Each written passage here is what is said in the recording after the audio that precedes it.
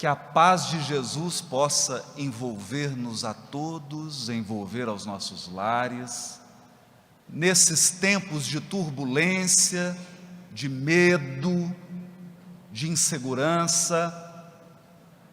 Que a paz e a serenidade possam ser restabelecidas em nós mesmos, em nossos lares, em nossas instituições, em nossos trabalhos, porque não há dificuldade que possa ser vencida com afobação, com medo e com desespero.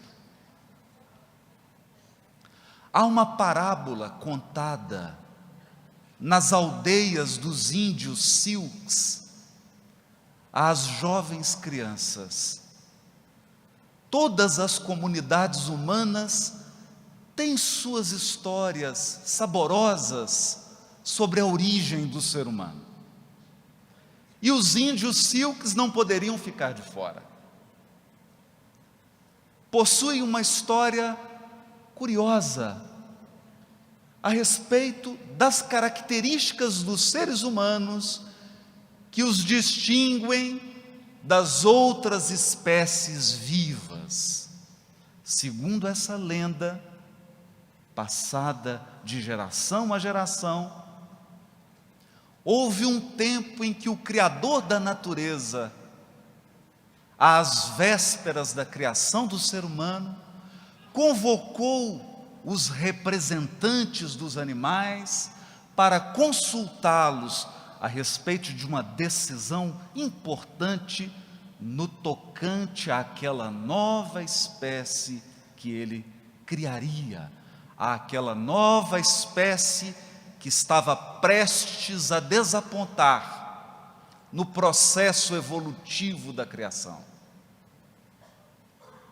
Disse-lhes que essa espécie seria dotada de um poder diferente. Essa espécie teria uma parcela do poder criador. Compartilharia com ele, o Todo-Poderoso, o autor da natureza, a faculdade de cocriar. Mas esse poder, como todos os poderes, trazem grandes responsabilidades. Então havia deliberado o Senhor da vida que esse poder somente seria acessado na sua plenitude no momento certo de amadurecimento individual daquela criatura nova que estava sendo gestada. Era necessário então ocultar por um tempo esse poder em um local que não pudesse ser acessado. Ouvindo então as demais espécies, falando pelas aves, apresentou-se a águia e ela disse: Senhor, acostumada todas as aves a alcançarem altitudes, a voar acima das montanhas, eu, como águia, sugiro que esse poder, que essa joia, seja escondida na lua, para que essa espécie, que chamas de espécie humana, não possa alcançá-lo. E o Senhor então respondeu: não é um local adequado. Essa espécie ficará encantada com o voo das aves, com as alturas e com os desafios, e chegará à lua. E pode ser que, mesmo não estando preparada, tome posse desse tesouro. Então veio o representante dos peixes e disse: Senhor, queres que a gente esconda esse tesouro no mais profundo dos oceanos? E o Senhor da vida respondeu: ainda não é um local adequado. Esses seres que estão prestes a despontar na criação divina serão dotados de uma curiosidade, de um senso de desafio incomum. Eles mergulharão nos oceanos, irão explorar as profundezas e acabarão por encontrar esse tesouro, possivelmente antes do tempo. Então veio o representante dos animais terrestres, os búfalos, segundo a tradição Silks. E eles disseram: Senhor, podemos esconder esse tesouro na própria terra, no interior da terra. E o Senhor disse: aí não. Eles lavrarão a terra, a revolverão em busca dos seus tesouros materiais, dos seus minerais preciosos, das pedras preciosas que eu espalhei pela superfície terrestre, e descobrirão esse tesouro. Então, fora do script, quebrando o protocolo, falou o tatu, o impertinente tatu: Senhor, eu sou hábil em esconder as coisas, em cavar buracos não muito acessíveis. Eu então lhe sugiro, Senhor da vida, com todo o respeito, que esconda esse tesouro num lugar que essa espécie vai demorar muito e muito tempo para procurar. Os animais, irritados com a quebra do protocolo, disseram: Senhor, não dê ouvidos. Esse é um buraqueiro, só faz intriga, só cava buraco. Mas o tatu disse: Senhor, me permita falar. Ele fala: diga, qual é o local? Um local onde por muito tempo eles não irão buscar esse tesouro, é dentro deles mesmos, Senhor. Esconda dentro deles mesmos. Na Revista Espírita de dezembro de 1858, Allan Kardec selecionou uma mensagem comovente. E quando Allan Kardec seleciona uma mensagem e a julga digna de ser publicada na Revista Espírita ou na obra básica, é porque essa mensagem passou pelo crivo do seu extraordinário bom senso e da sua sensibilidade apurada. Diz o Espírito: ora, não sendo o perispírito realmente mais do que simples agente de transmissão, pois que no espírito é que está a consciência, lógico será deduzir-se que se pudesse existir perispírito sem espírito, aquele, o perispírito, nada sentiria, exatamente como um corpo que morreu. Mas dir-se-á, desde que pelo espírito chegam as sensações agradáveis, da mesma forma que as sensações desagradáveis, todas elas se transmitindo ao espírito, sendo o espírito puro inacessível a umas, deve ser igualmente às outras. Se o espírito puro for inacessível às sensações desagradáveis, também eles serão inacessíveis às sensações agradáveis. Entretanto, o espírito puro experimenta sensações íntimas sensações íntimas de um encanto indefinível, das quais ideia alguma podemos formar, porque a esse respeito nós, os encarnados e os espíritos imperfeitos, somos quais cegos de nascença diante da luz. Cegos de nascença diante da luz. Sensações de um encanto indefinível. Onde estaria guardado esse tesouro? Na Revista Espírita de março de 1859, Allan Kardec, entrevistando um espírito pela faculdade mediúnica de alguém na reunião, faz uma pergunta a P. Gaimard, um celibatário que havia desencarnado com 64 anos de idade,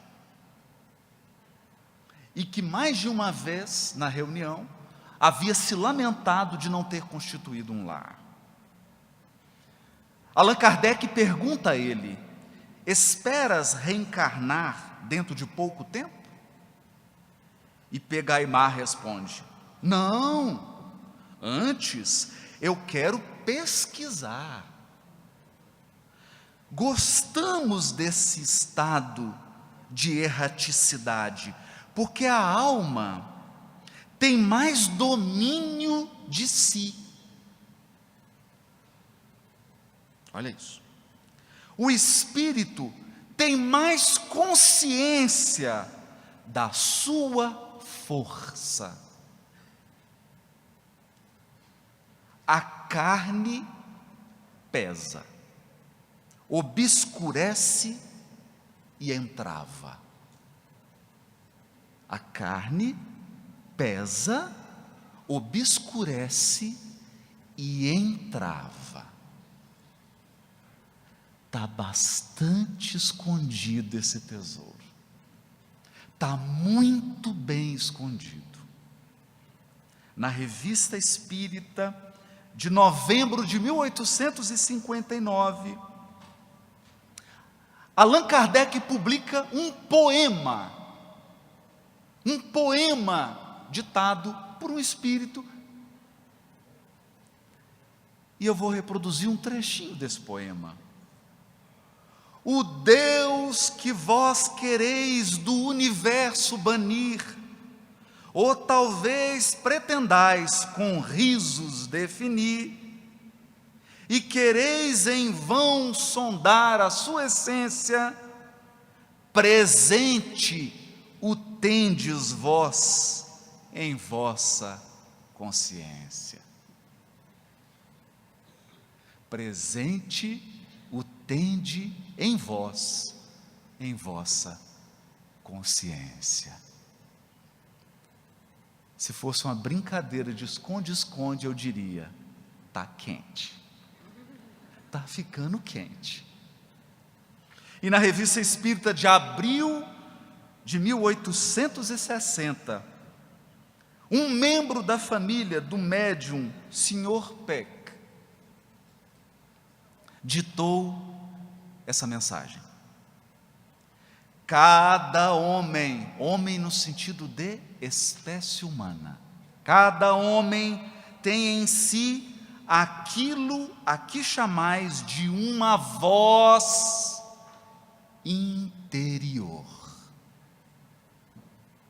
É o que o Espírito chama consciência, juiz severo, que preside a todas as ações da vossa vida. Quando o ser humano está só, ouve essa consciência e pesa as coisas em seu justo valor, pesa as coisas em seu justo valor. Frequentemente se envergonha de si mesmo. Nesse momento, ele reconhece a Deus.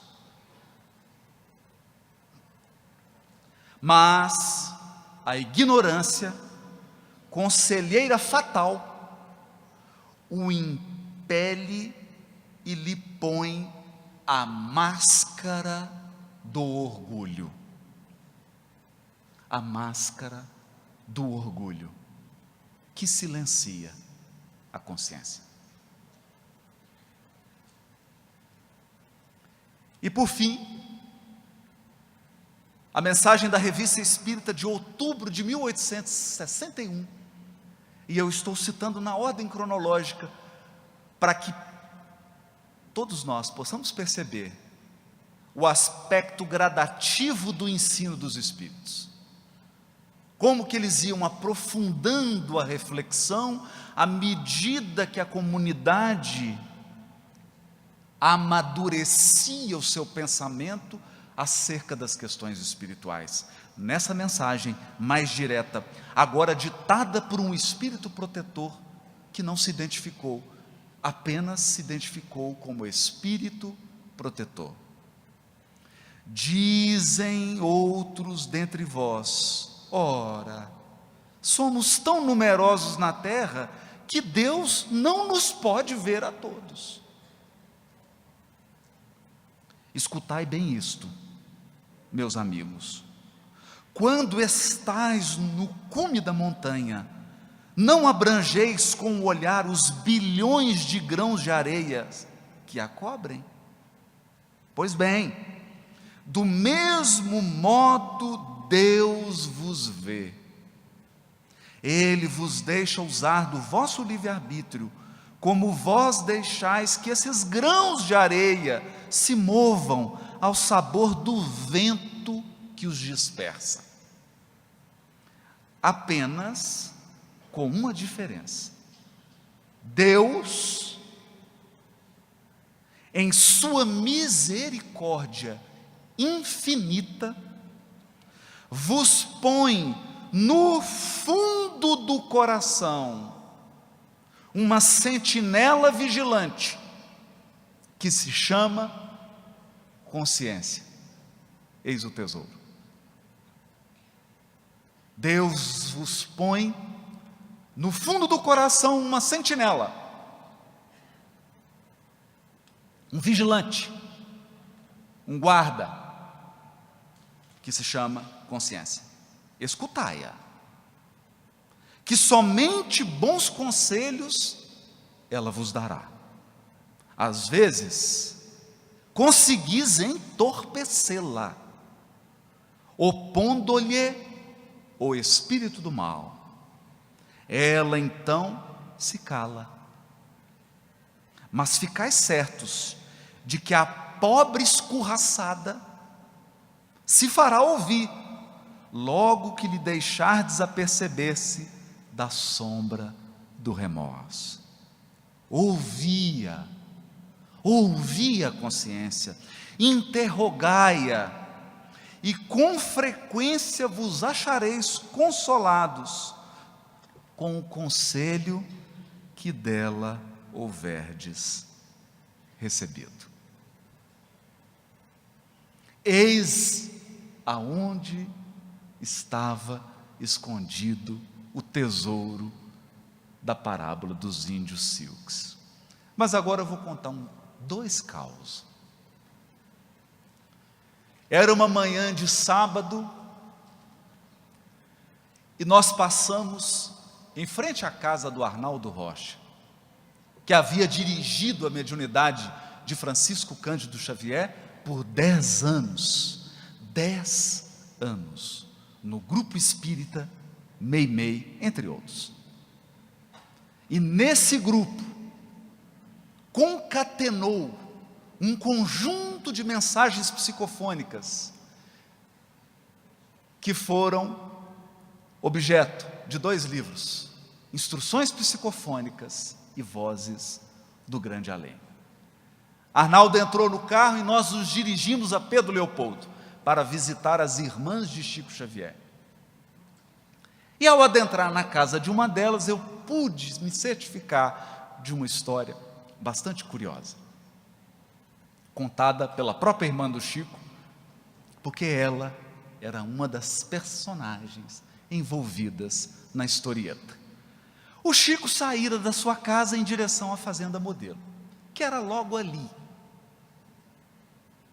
de Mineiro. Uma caminhada longa, mas a certa altura do caminho, um cachorro obsidiado parou no meio do caminho e fez aquela cara brava para morder. E o Chico, com aquele jeito dele, disse assim: meu irmão, eu preciso trabalhar, preciso chegar na Fazenda Modelo, me deixa passar. E foi para a direita, e o cachorro rosnou e foi para a direita. O Chico falou: meu irmão, eu preciso muito trabalhar, eu estou atrasado, preciso chegar no trabalho. E foi para a esquerda e o cachorro rosnou. E o Chico, então, com aquela presença de espírito, disse assim: eu vou fazer um compromisso com você. Se você me deixar passar, eu te dou toda a carne que eu tenho em casa.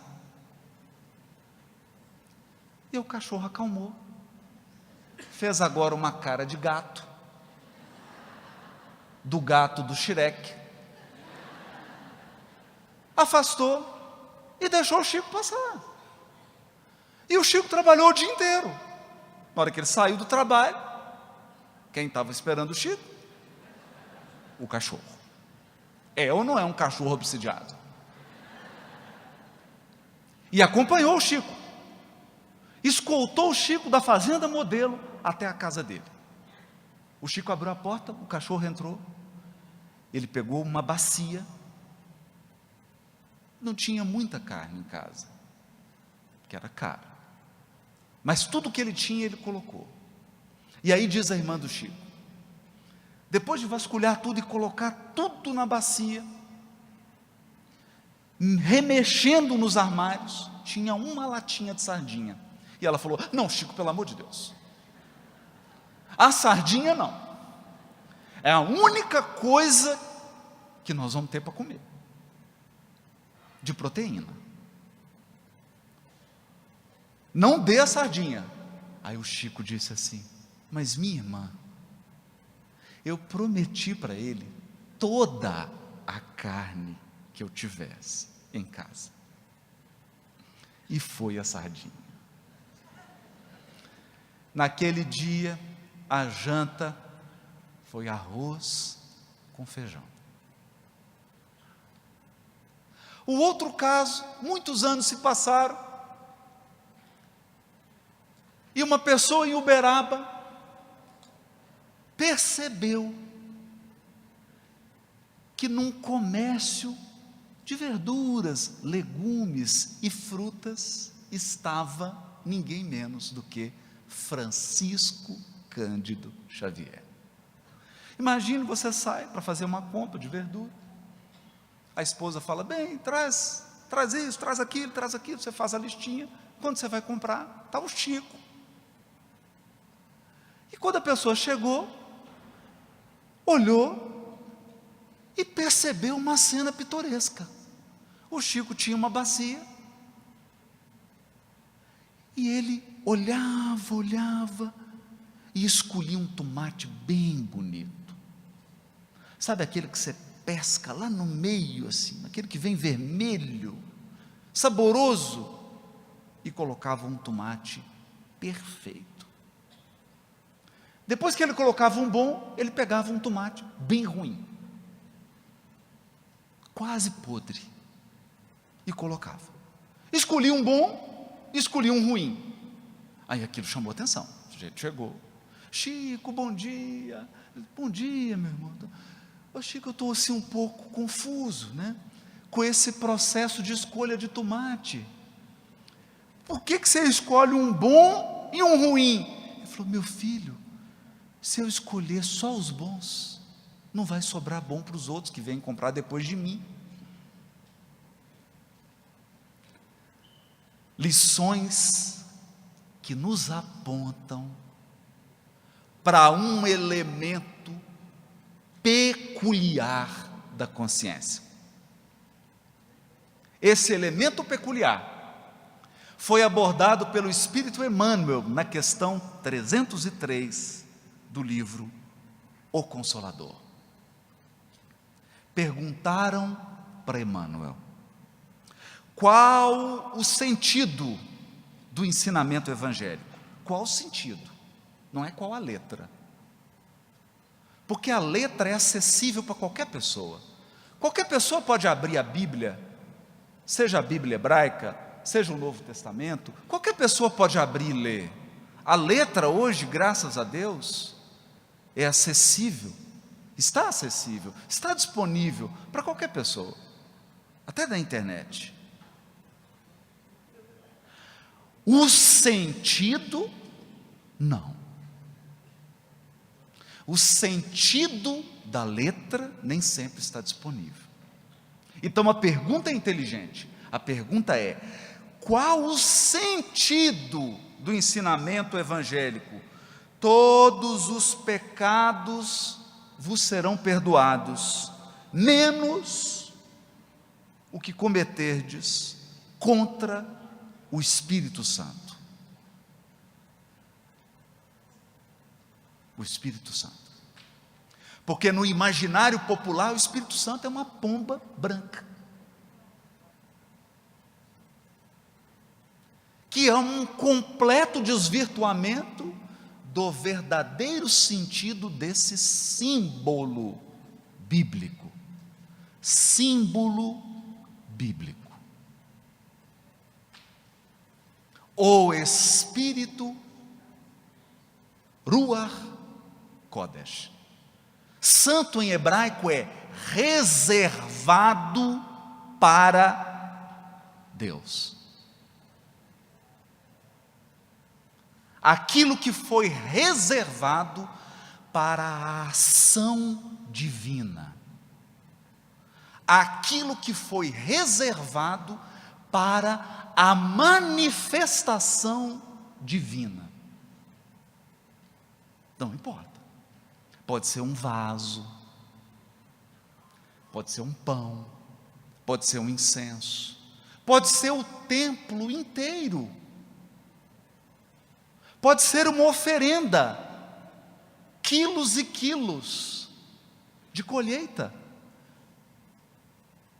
Naqueles tempos, poderia ser um animal oferecido ao sacrifício. Desde que aquele objeto ou coisa fosse separado, desde que aquilo fosse reservado para a ação e para a manifestação do divino, tornava-se santo. Mas, aqui, a pergunta é a respeito de uma passagem que distingue dois tipos de erro. O erro comum, que é o erro facilmente desculpável, e um erro de natureza grave. Um erro tão grave, que não pode ser desculpado. O erro cometido contra o Espírito reservado a Deus. É difícil, a pergunta é difícil. Pergunta 303. Eu estou lendo só a pergunta por enquanto. Agora eu vou ler a resposta. Emmanuel responde: a aquisição do conhecimento espiritual com a perfeita noção de nossos deveres desperta em nosso íntimo a centelha do Espírito Divino que se encontra no âmago de todas as criaturas. Eu vou traduzir. Esse é o tesouro. No âmago de todas as criaturas,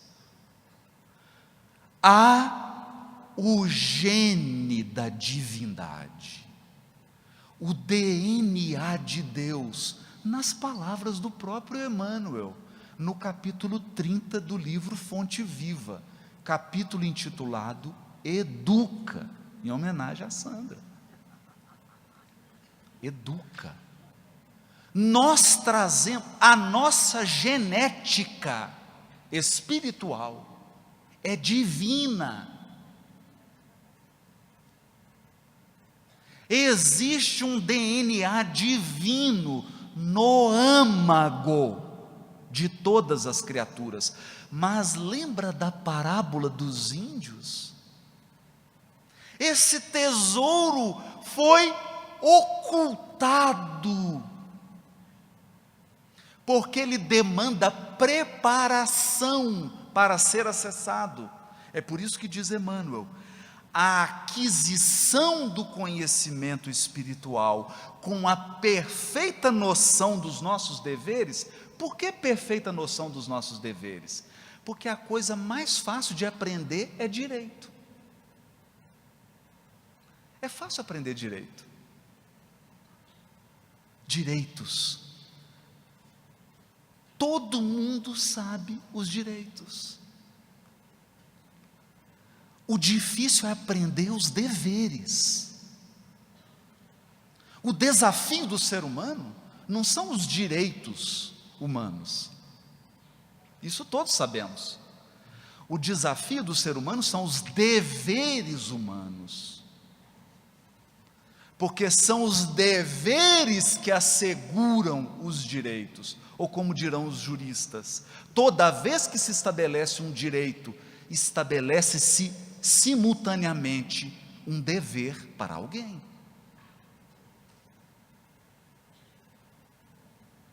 Para que um direito seja assegurado, um dever precisa ser cumprido. Então, quando eu digo direito à saúde, quem vai garantir o direito à saúde?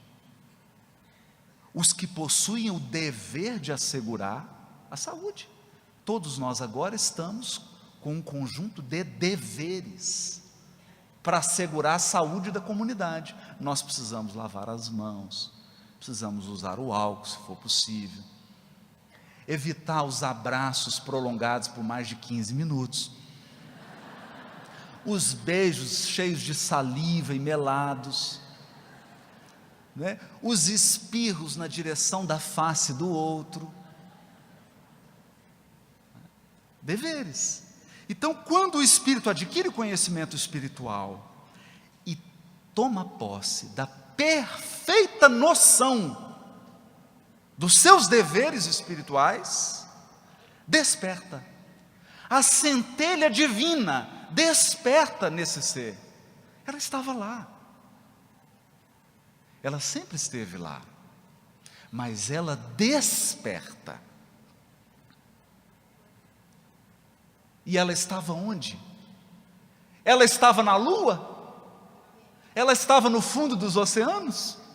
Ela estava escondida na terra? Não! Onde o Criador escondeu o maior tesouro das criaturas? Dentro delas mesmas. Porque é o lugar, é o último que você pensa em procurar.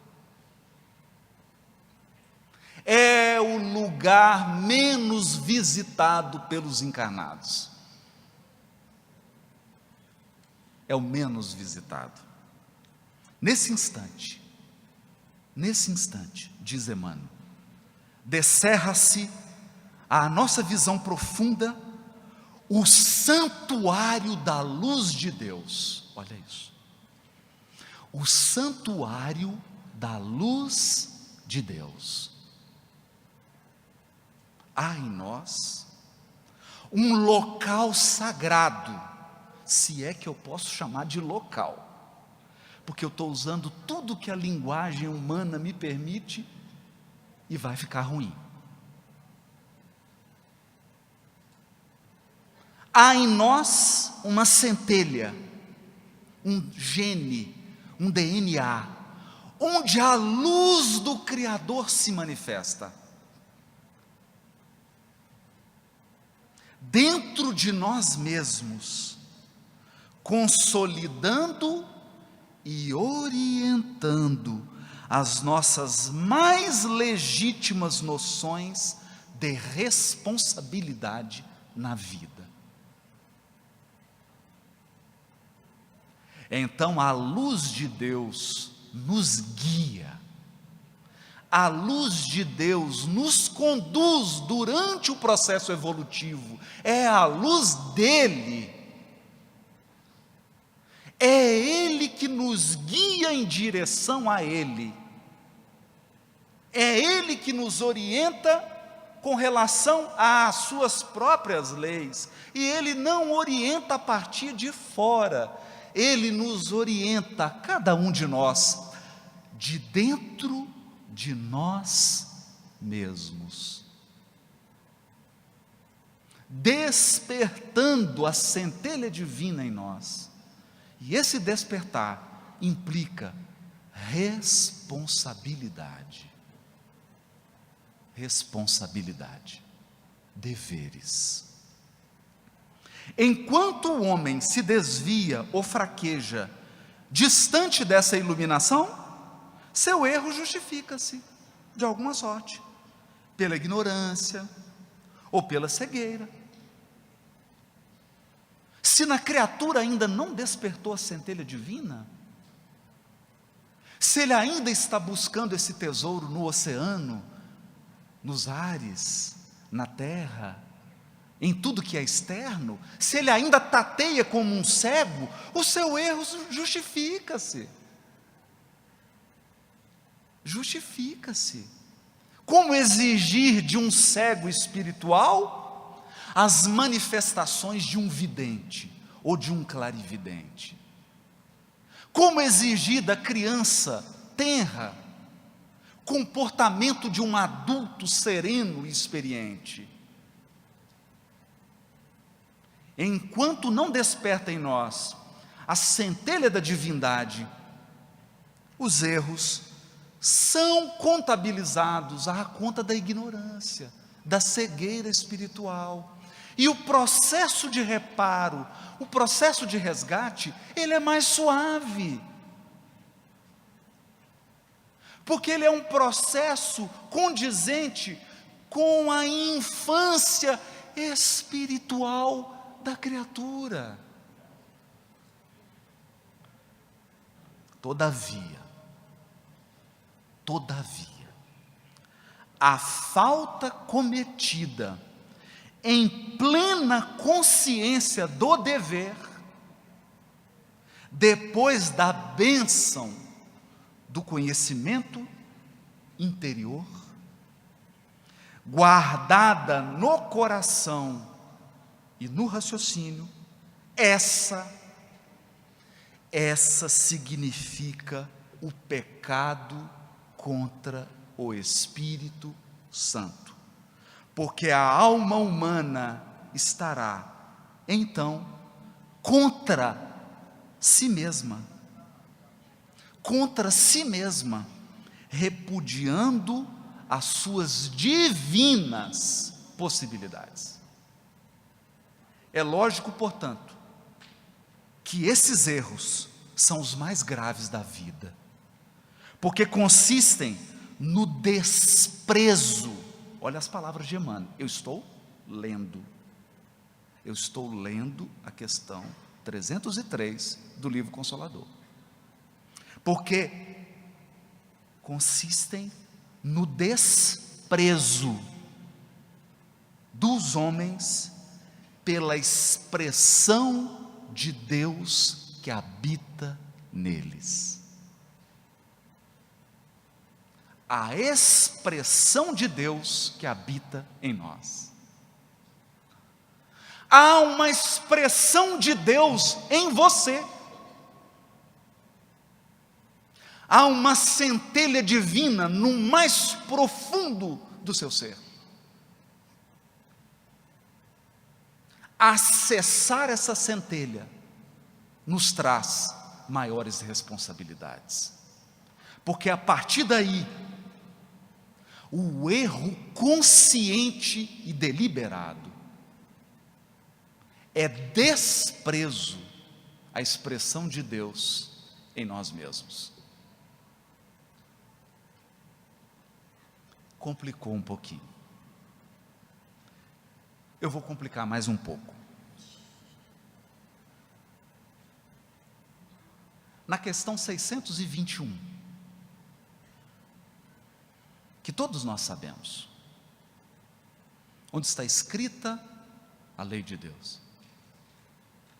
No fundo do oceano? Na lua? Na terra?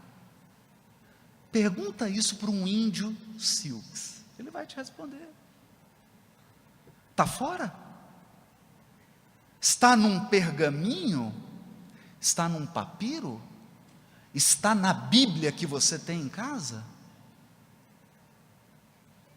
A lei de Deus está em algo externo a você? Essa é uma pergunta relevante.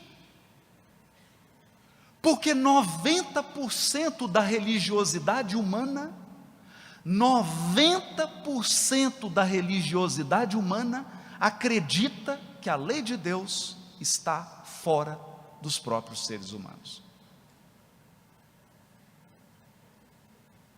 90% da expressão religiosa acredita que há lugar geográfico sagrado. Então existem coordenadas, latitude e longitude, que são mais sagradas do que outras. 90% da religiosidade acredita que existem construções humanas sagradas. E que se você não entrar nessa construção, você não tem acesso a Deus. E muitos corações acreditam que existem livros sagrados. Livros que eu preciso ter uma cópia dele dentro da minha casa ou nos templos sagrados erguidos por mãos humanas. Então a pergunta 621 de O Livro dos Espíritos, embora ela seja poética e embora ela seja citada em todas as palestras espíritas, todas, tem 35 anos que eu ouço palestra espírita. Nos últimos 25 anos, eu escuto sempre as palestras de uma pessoa que eu já estou um pouco enjoado, as minhas. Eu sou obrigado a escutar todas as minhas palestras. Todas. Todas as palestras espíritas falam, a lei de Deus está escrita na consciência. Mas talvez a gente não se dê conta de que isso constitui uma profunda mudança de paradigma. Sabe por quê? Porque traz uma enorme responsabilidade. Os Espíritos estão te dizendo, os Espíritos estão me dizendo, os Espíritos estão nos dizendo que a partir desse esclarecimento, o lugar sagrado agora é você. Você é o lugar sagrado da manifestação de Deus, onde quer que você esteja. Onde quer que você esteja. É por isso, e agora eu vou mexer com a Sandra, você vai ver que ela vai ficar emocionada. Eu vou citar uma poetisa, chamada Alta de Souza. No Parnaso de Além-Túmulo, e só um espírito feminino para ditar uma poesia dessa, sem nenhum preconceito para com os homens. Ela diz assim: volve, volver é do verbo voltar, regressar. Volve ao teu templo interno e abandonado, a mais alta de todas as capelas. A capela mais alta do mundo está dentro de você, não é? Então Kardec, quer dizer, os espíritos comentam assim, e Kardec também nessa questão: Deus promulgou leis plenas de sabedoria, tendo por único objetivo o bem.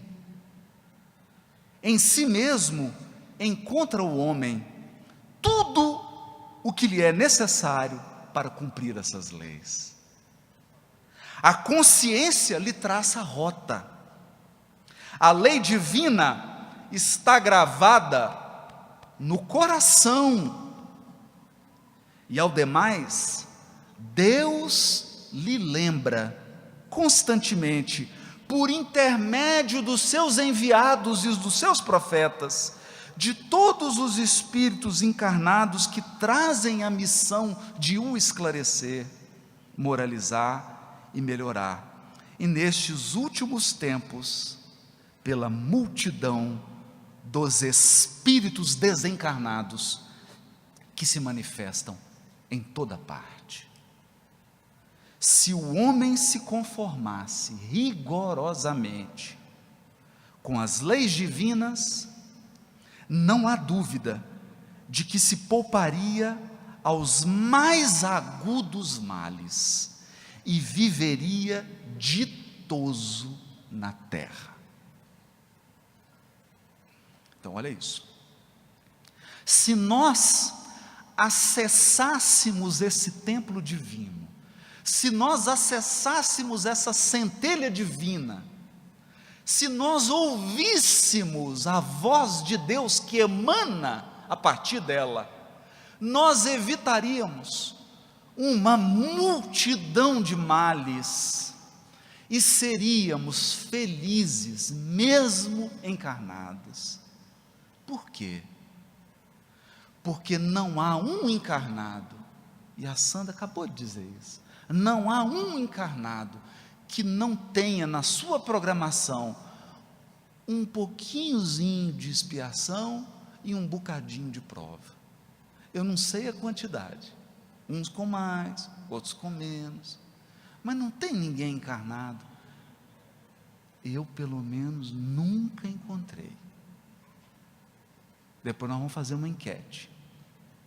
Alguém que tenha vivido e nunca passou por nenhuma prova, nunca passou por nenhuma expiação.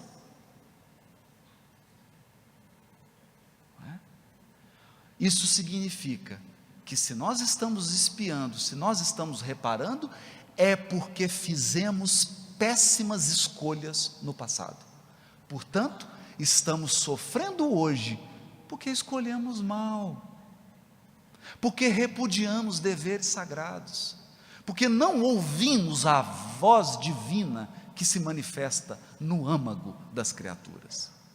É isso que os Espíritos estão dizendo, né? Se assim procede, é por virtude do seu livre-arbítrio, sofre então as consequências do seu proceder. É que os Espíritos foram simples, foram assim bem diretos. Olha, vocês estão sofrendo as consequências do próprio proceder, porque é uma coisa curiosa, todo mundo quer liberdade para semear, mas ninguém quer a responsabilidade de colher. É engraçado isso. Hoje é muito bonito, se você fala assim, liberdade, o olho de todo mundo brilha, não é? A Sandra usou uma palavra mágica aqui, eu vi que todo mundo arrepiou. Customizar, né? Porque customizar é assim, você vai comprar um sapato, você fala, ó, você quer comprar um sapato? Quero comprar um sapato. Olha, nós temos aqui 45 tipos de sapato. Aí você fala assim, mas não tem como eu customizar? E customizar, você quer criar um sapato só seu, não é? E foi isso que nós fizemos com a nossa encarnação. Nós customizamos. Nós customizamos. Você falou assim: ah, não, eu quero um negócio bem original. Um negócio assim único. Olha, eu quero uma encarnação única. Ninguém vai ter uma igual à minha. Aí ele falou assim: você tem certeza que você quer isso? Quer uma vida única, só a sua? Aí você: sim. Você troca a felicidade no mundo espiritual por essa vida? Sim. Sabe que esse programa, né? Não sabe o que está pedindo, né? E customizamos tanto, que agora a humanidade está num labirinto. Está num labirinto. Porque ela não sabe mais escolher. Ela não sabe mais escolher a favor dela mesma. Mas é curioso. É curioso porque, retomando o simbolismo profundo do Velho Testamento, eu me recordei do capítulo 25 do livro de Êxodo, que são orientações dadas simbolicamente, é claro, né? Ninguém vai interpretar isso aqui ao pé da letra, pelo amor de Deus, que nós estamos em 2020.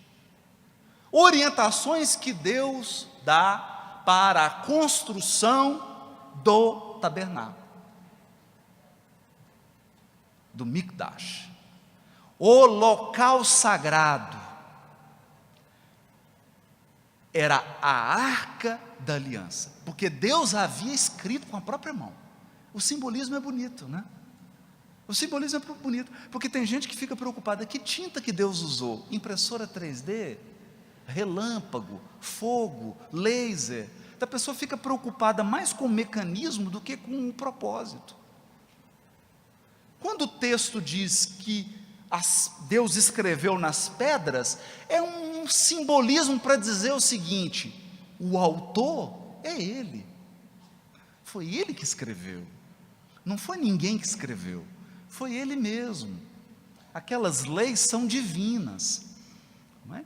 Então Deus escreveu aquilo tudo. Moisés saiu com aquelas 2 pedras. Para explicar por que são 2, daria um outro seminário, fica para a próxima. E aí, agora ele vai orientar a arca, onde as leis vão ser guardadas. Mas onde que são guardadas as leis de Deus? Questão 621, na consciência.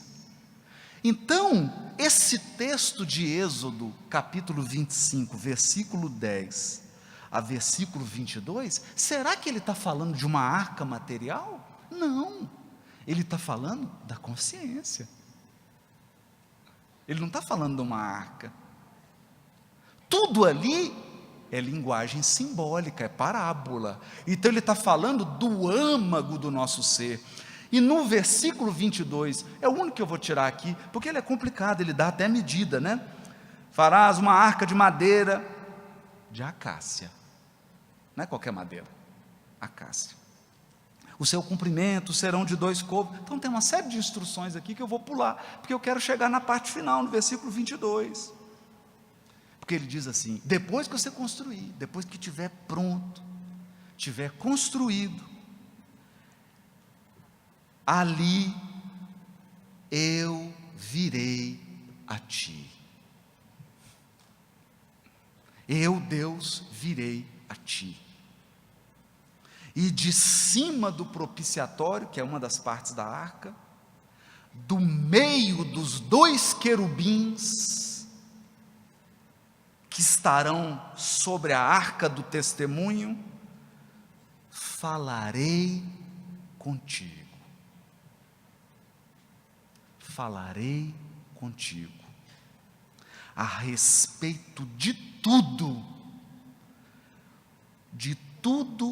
o que eu te ordenar no tocante aos filhos de Israel. Olha isso. A voz da consciência no âmago do ser, ou como diz Emmanuel na questão 303, a expressão da divindade no âmago da criatura. No âmago da criatura. É então que nós vamos compreender que Jesus, sendo desprezado no templo de Jerusalém, que era uma construção humana, porque o farisaísmo da época, a falsa religiosidade dos templos de Jesus, falsa religiosidade por quê?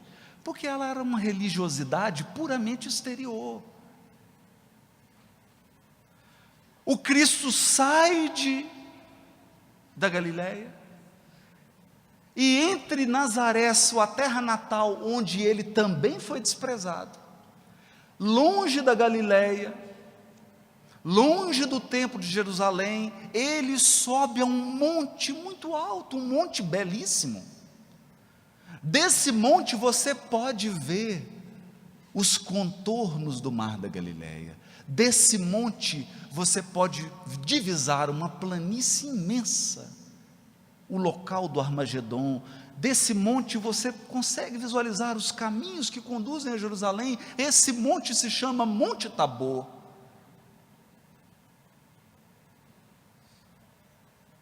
Um monte despretensioso. Ele é apenas belo e alto, mas desse monte o Cristo ora. O Cristo nos ensina a acessar esse lugar sagrado que existe dentro de cada um de nós, esse lugar de comunhão, porque o nome da arca é Arca da Aliança. Aliança mesmo, aliança da comunhão, é o local da comunhão. O Cristo acessa esse local interior da comunhão, e o que acontece com ele? Ele se transfigura, ele começa a emanar a luz que há em ti, a luz que há em mim, a luz que há em todos nós. Nesse momento, ele recebe a visita da lei e dos profetas, Moisés e Elias, Moisés representando a lei, Elias representando os profetas, todos os enviados, todos os missionários da terra.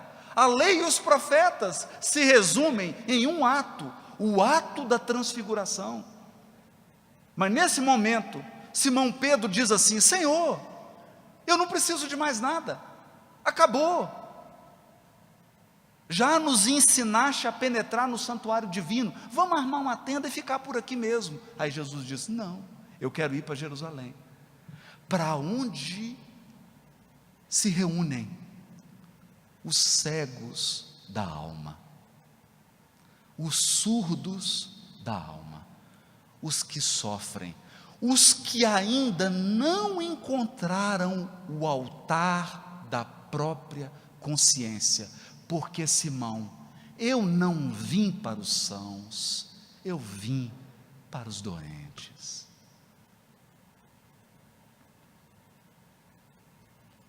Para os doentes.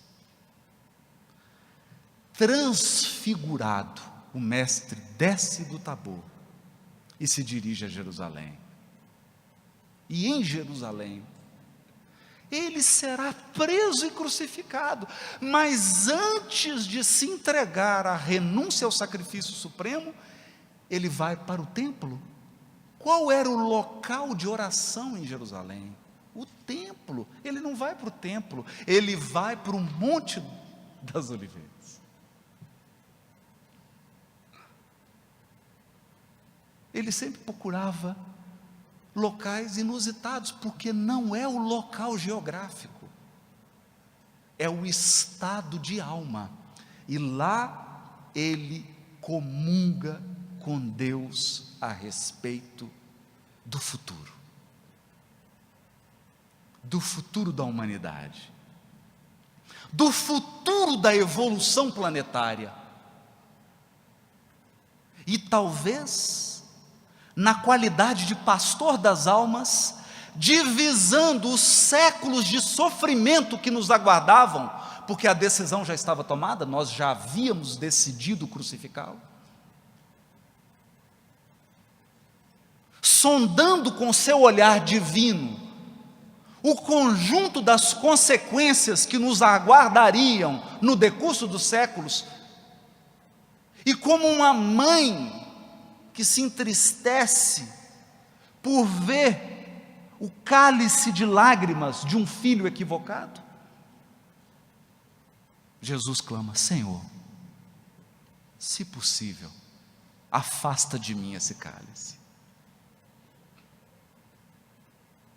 mas que não seja feita a minha vontade, mas a tua, dando o maior testemunho de comunhão que o mundo já ouviu em todos os tempos.